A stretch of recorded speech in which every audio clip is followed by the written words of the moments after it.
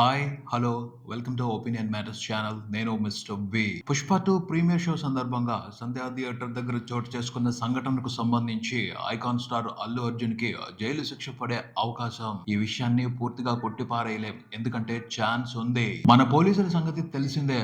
Serious గా గనక focus చేశారు అంటే ఎంత సంక్లిష్టమైన కేసునైనా ఛేదిస్తారు.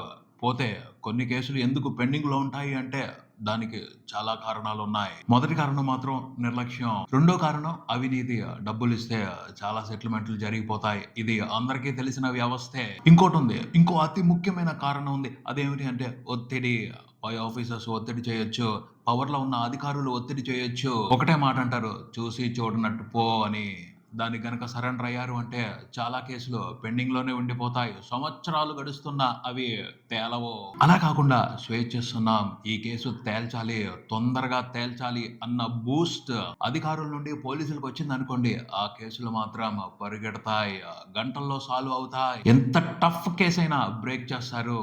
నిజంగా పోలీసులకి సత్తా ఉంది, వాళ్ళకున్న పవర్ లో దమ్ముంది. లేటెస్ట్ గా చూసుకుంటే అల్లు అర్జున్ సంధ్యా థియేటర్ కేసు. అల్లు అర్జున్ ని ఒక వీడియో బయటికి వదిలి పోలీసులు స్ట్రాంగ్ గానే కార్నర్ చేశారు. ఒక రకంగా బాగా కష్టపడితే గానీ బయటికి రాలేని విధంగా కార్నర్ చేశారు.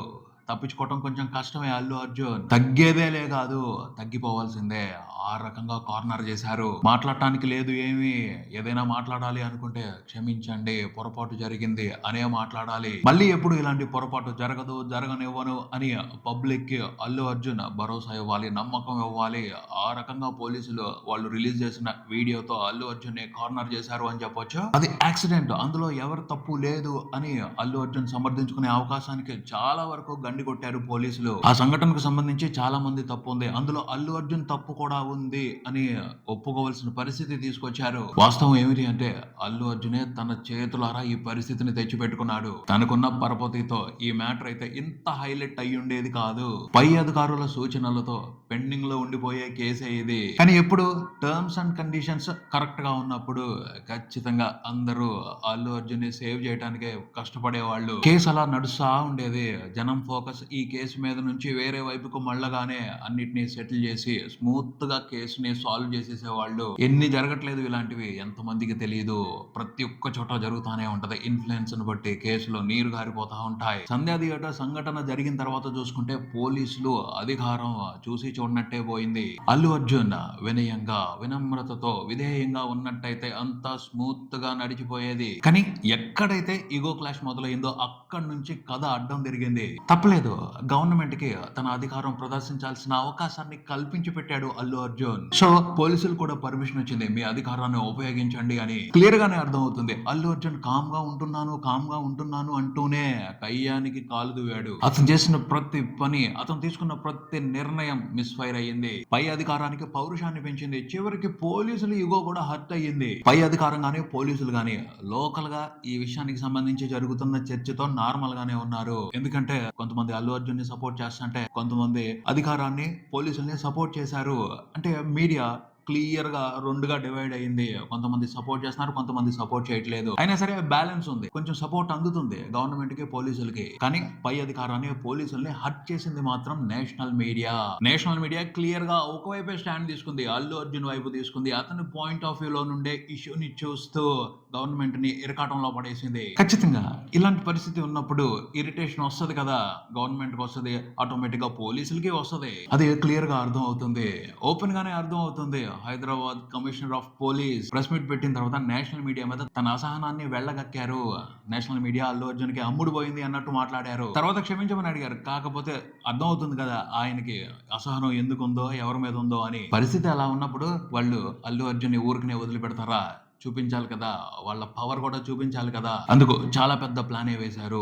వారం రోజులు కష్టపడి 10,000 వీడియోలకు పైన పరిశీలించి ఒక పర్ఫెక్ట్ ఎవిడెన్స్ తయారు చేసి దాన్ని తీసుకువెళ్లి కోర్టు ముందల కాదు, ప్రజల ముందల పెట్టారు. అంటే అల్లు అర్జున్ మీద ప్రజల్లో కూడా ఒక అభిప్రాయాన్ని, నెగిటివ్ అభిప్రాయాన్ని సృష్టించడానికి వాళ్ళు స్ట్రాంగ్ ఎవిడెన్స్ తీసుకొచ్చారు. కొంతవరకు సక్సెస్ అయ్యారని చెప్పొచ్చు. ఖచ్చితంగా ఆ వీడియోకి సంబంధించి కౌంటర్ ఎవిడెన్స్ ని అల్లు అర్జున్ తరపున పనిచేస్తున్న లాయర్స్ అందరూ చాలా కష్టపడే తయారు చేయాలి. చాలా స్మార్ట్ గా గా తయారు చేయాలి, చాలా ఇంటెలిజెంట్ గా తయారు చేయాలి, లేకపోతే కోర్టులో దొరికిపోతారు. సరైన ఎవిడెన్స్ రాలేకపోతే ఇదే స్ట్రాంగ్ సాక్ష్యం అవుద్ది. దీన్ని పరిశీలనలోకి కోర్టు తీసుకుంటే, దీన్నే కోర్టు నమ్మితే అల్లు అర్జున్ కి శిక్ష పడే అవకాశం ఉంటుంది. పోలీసులు ఆ వీడియోలో చాలా క్లియర్ గా ప్రూఫ్స్ చూపెట్టారు. అల్లు అర్జున్ థియేటర్ దగ్గరకు వచ్చిన దగ్గర నుండి పోలీసుల కంట్రోల్లో లేదు. అక్కడ పరిస్థితి మొత్తం కూడాను ఆ ప్రిమిసెస్ అంతా కూడా అల్లు అర్జున్ పర్సనల్ సెక్యూరిటీ చేతుల్లోకి వెళ్ళిపోయింది. వాళ్ళు జనం గురించి పట్టించుకోలేదు, అల్లు అర్జున్ గురించి, అల్లు అర్జున్ ఫ్యామిలీ గురించి మాత్రమే పట్టించుకున్నారు. అల్లు అర్జున్ థియేటర్ కు వచ్చిన తర్వాత ఏం జరిగిందో, అతని బౌన్సర్స్ ఏం చేశారో పోలీసులు స్పష్టంగా ఆ వీడియోలో చూపించుకుంటా వచ్చారు. ఆ పైన అల్లు అర్జున్ థియేటర్ కు వచ్చే ముందల రోడ్ షో చేశారు. దాని మూలంగా ఏమైంది, ఎక్కడెక్కడ జనం ఆగిపోలేదు, అల్లు అర్జున్ ఫాలో అవుతూ థియేటర్ దాకా వచ్చారు. ఎక్కువ మంది జనం థియేటర్ లోకి ఎంటర్ అవడానికి ప్రయత్నించారు. అది అల్లు అర్జున్ చేసిన మొదటి తప్పు ఈ కేసుకు సంబంధించి. రెండో తప్పు, థియేటర్ లోకి వెళ్ళటానికి అప్పర్ బాల్కనీ వైపు మెట్లెక్కి వెళ్ళారు.